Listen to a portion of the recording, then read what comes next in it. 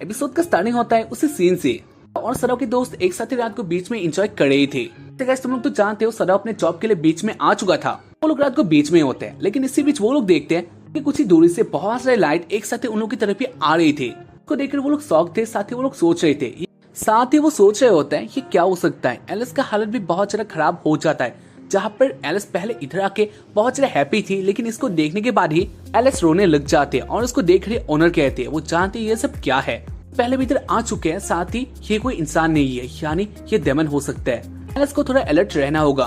इसके बाद वो लोग ऐसे बात करते हैं और उसके बाद वो लोग अपना काम करना स्टार्ट कर देते हैं। साथ ही वो लोग अपना काम कर रहे होते हैं, लेकिन अचानक से इधर बहुत सारा हेज आ जाता है। इससे सेल्स को कलेक्ट कर रहा था, लेकिन इसके बाद वो आगे देखते हैं जहाँ पर हेज के बीच में एक शैडो आ जाता है जो कि किसी डेमन का था। फिर एक घोस्ट भी हो सकता है, लेकिन इसको देखने के बाद ही आसिया के फटके चार हो जाता है, यानी आसिया बहुत ज्यादा डर जाता है। तो ये सब क्या है मुझे नहीं पता, लेकिन इसको जाने के लिए तुम्हें आगे तक देखना होगा। पहले इसके बारे में दिखा चला है आसिया, उरुची और सोमा आ चले कैबिन में। साथ ही वो लोग बातें कर रहे होते हैं बाकी सब लोग कहाँ पर है। साथ ही वो लोग देख रहे होते हैं एक मैसेज को, और एक चिहो से आया था। चिहो लिखती है अपने रेस्टोरेंट में पहुंच चुकी है, साथ ही वो लोग सेफ है। इसका मतलब ये है आसिया, उरुची और सराव एक साथ ही आज कैबिन में ही रहने वाले हैं। इसके बाद वो लोग बातें करे होते हैं, उरुची कुछ देख रहा होता है इसी बीच जो लाइट हाउस का साउंड होता है वो अचानक से आने लग जाता है, और उसको सुनने के बाद ही वो लोग शॉक्ड हो जाता है कि ये बहुत ज्यादा बड़ा होता है, यानी ये नॉइसी होता है। खैर इसके बाद वो लोग ऐसे बातें कर रहे होते हैं और सदाव रेस्ट रहने लग जाता है। इसे देख रहा होता है विंडो से बाहर का हालत, और उसके देख रहा होता है विंडो से बाहर का हालत जो कि बहुत अलग सा होता है, यानी बहुत सारा हेज आ चुका था। और इसी टाइम में आज से फिर से देख लेता है किसी का शैडो, और उसको देखने के बाद ही वो शॉक्ड हो जाता है। अपने मास्टर यानी सदाव को डायरेक्टली बुला देता है, और उसको सुनने के बाद ही सदाव शॉक्ड हो जाता है और वो कहता है तुम्हें इतना ज्यादा अचानक से मुझे मत बुलाया करो। और उसके बाद आसिया कहता है उसने किसी को देखा है, देखने लग जाता है ये कौन है। और उसके बाद वो देखता है एक शैडो को जो कि एक ह्यूमन का नहीं लग रहा था, यानी ये कोई डेमन का शैडो था। उसको देखने के बाद ही वो लोग जान लेते हैं ये कोई बहुत बड़ा डेमन होगा, क्योंकि उसका साइज भी बहुत बड़ा था। उसके बाद वो लोग चले जाते हैं बाहर, यानी ये कौन है इसको देखने के लिए ही।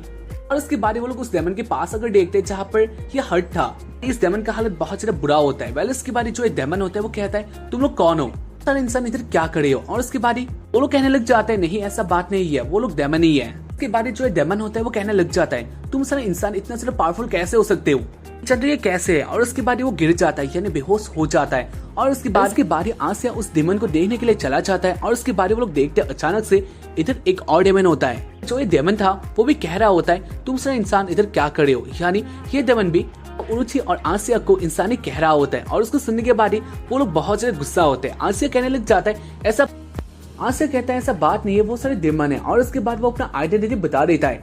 इसके बाद भी जो मॉन्स्टर था वो बिलीव नहीं करता, और उसको देखने के बाद ही आसिया को बहुत ज्यादा गुस्सा आता है। वो कहते हैं आसिया तुम थोड़ा शांत रहो, यानी वो जैसा सोचता है उसको सोचने दो। उसके बाद वो लोग बातें करते हैं अपनी ही, और उसके बाद सदाव अपने डिमोनिक लैंग्वेज में बातें करता है। उसको सुनने के बाद ही वो डिमन भी शॉक्ड हो जाता है, और वो कहता है तुम कैसे बातें कर सकते हो डिमोनिक लैंग्वेज में।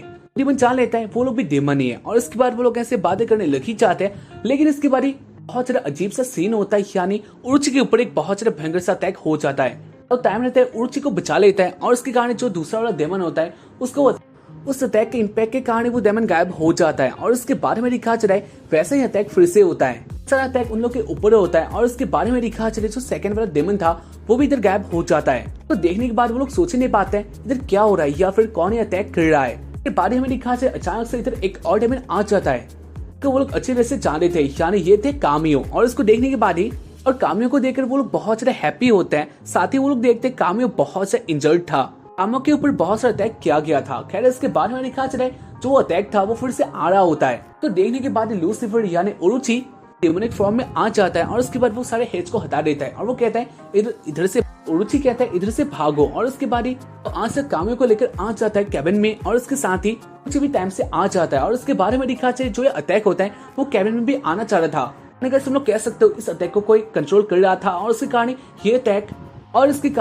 कहीं भी जा सकता है। खैर इसके बाद ये अटैक कैबिन के अंदर भी आना चाह रहा था, लेकिन इसके बाद सदाव और आसिया मिलकर डोर को लॉक कर देता है या फिर पहुंच रहे कटे, और उसके कारण ये अटैक अंदर नहीं आ पाता, यानी ये अटैक इधर खत्म हो जाता है। अटैक के खत्म होने के बाद वो लोग शांत हो जाते हैं, और उसके बाद वो लोग कामियो के साथ बातें करते हैं। टाइम में कामियो उन तीनों को नहीं पहचान पाता, लेकिन इसके बाद कामियो जान लेता है वो लोग कौन है। उरुची है लूसीफर, आसिया है जनरल, और उसके साथ ही सदाव है सैटर्न। वेल इसके बाद वो लोग एक साथ बात करते हैं और उसके बाद सैटर्न कहता है यानी सदाव कहता है वैसे हो तुम इधर क्यों आए हो, और उसके बाद कामो कह रहता है मुझे माफ कर देना, यानी जो आपका क्लैन था नहीं रख पाया। और उसके बाद वो बहुत से अपसेट होकर रोने लग जाता है, साथ ही सदाव के पैर में आ जाता है, जहाँ पर सदाव कहता है कोई बात नहीं है। लेकिन इसके बाद हमें दिखा जा रहा है कामियो अपना बॉडी को चेंज कर देता है एक छोटे से बर्ड में। तो देखकर वो लोग बहुत ज्यादा शॉक्ड होते हैं। वो लोग कह रहे होते हैं ये तुमने क्यों किया। कामियो बहुत ज्यादा हर्ट हो चुका था और उसके कारण सच कामियो ने ये सब किया था।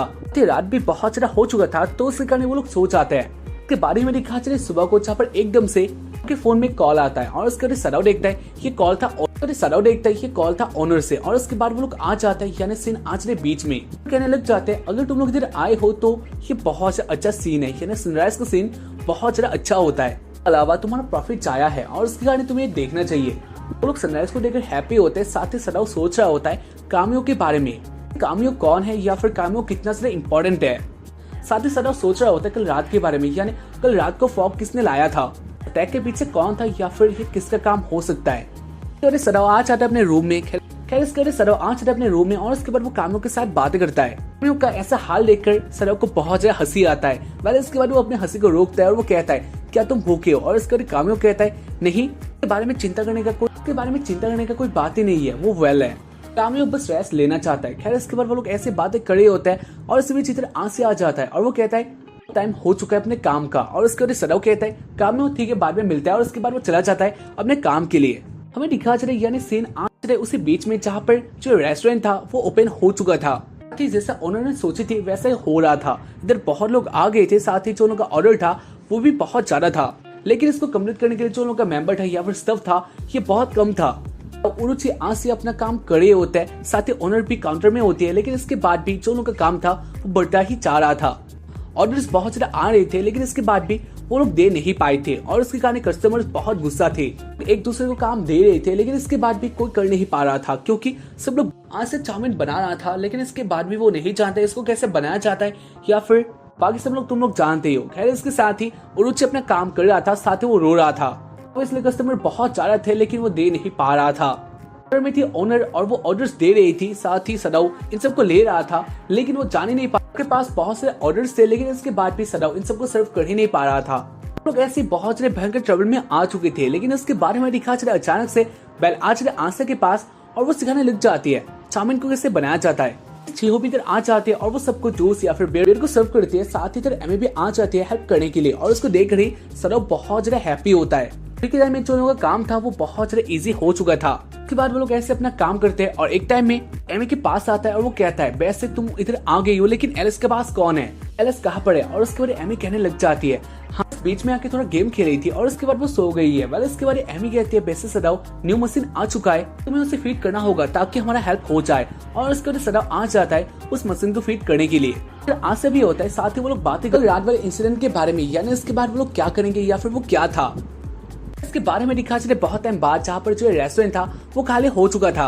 वो लोग बहुत ज्यादा हैप्पी होता है क्योंकि उन लोगों ने बहुत अच्छा काम किया था। जो सारे कस्टमर थे वो लोग हैप्पी थे, अभी बहुत ज्यादा हैप्पी। और सदाव के पास ही चीहो थी और उसको देखने के बाद सदाव कहता है तो तुम्हारा बहुत ज्यादा थैंक यू। और उसके बाद चीहो शर्माने लग जाते हैं, साथ ही वो कहती है हाँ ये इतना बड़ा काम भी नहीं था। और ऐसे ही वो लोग बातें करे होते हैं और इसी बीच इधर आ जाती है ओनर और वो कहने लग जाती है काम तो उन्होंने भी किया था, यानी वो बातें कर रही थी बेल और एमी के बारे में। और इसके वजह सदाव देखता है उन दोनों को, जहाँ पर वो दोनों थोड़ा गुस्सा लग रहे होते हैं। देखकर ही सदाव कहता है हाँ तुम दोनों का भी बहुत ज्यादा थैंक यू।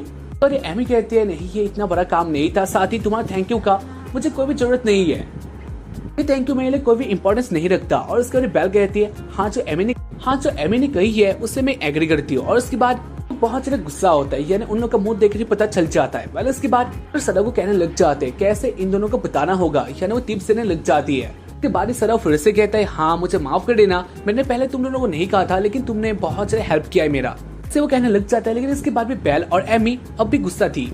इसी बीच इधर आ जाते आसिया और उसके बाद वो भी टिप्स देने लग जाता है, यानी कैसे बताना होता है। साथ ही वो कुछ ज्यादा ही कह देता है, यानी बेल और एमी के बारे में थोड़ा ज्यादा तारीफ कर देता है, जो कि बहुत ज्यादा हो जाता है। इसके कारण उसका हालत ये होता है जो कि तुम लोग देख ही सकते हो। खैर इसके बाद वो लोग अपना काम करने लग जाते हैं और हमें दिखा चले उरुचि एमी के पास आता है और वो भी कुछ कहने लग जाता है, जहाँ पर एमी दिखा रही थी अगर तुमने कुछ ज्यादा कहा तो मैं तुम्हें मार सकती हूँ, यानी एमी को बहुत ज्यादा गुस्सा आ रहा था। खैर इसके बाद ही अपनी बातें कहना स्टार्ट कर देता है, यानी वो कहता है एक बंदे के बारे में। उसके बाद उरुची बहुत सारी बातें करता है। वैसे हाँ मैं इसको एक्सप्लेन कर सकता हूँ, लेकिन इससे वीडियो का लेंथ बहुत ज्यादा हो जाता है और उसके बाद वीडियो में बहुत सारे क्लेम आ जाता है और उसके कारण मैं नहीं चाहता हूँ क्लेम आए। मैं कह रहता हूँ। उरुची इधर एक क्वेश्चन करता है, तुम्हें क्या लगता है ओल्बा के बारे में? और उसके बाद एमी कहती है मैं नहीं जानती हूँ क्या बात है। और उसके उरुची कहने लग जाता है ओल्बा के बारे में, यानी ओल्बा कैसा बंदा है। ओल्बा के साथ उसका फाइट भी हुआ था, यानी एमी भी जानती है ये फाइट हुआ था। साथ ओल्बा अब जेल में है और उसके बाद वो लोग ऐसे बातें करते हैं और उसके बाद उरुची कहता है कि मैं कल रात वाले इंसिडेंट के बारे में। और उसके बाद कहते हैं कल रात को क्या हुआ था, लेकिन इसके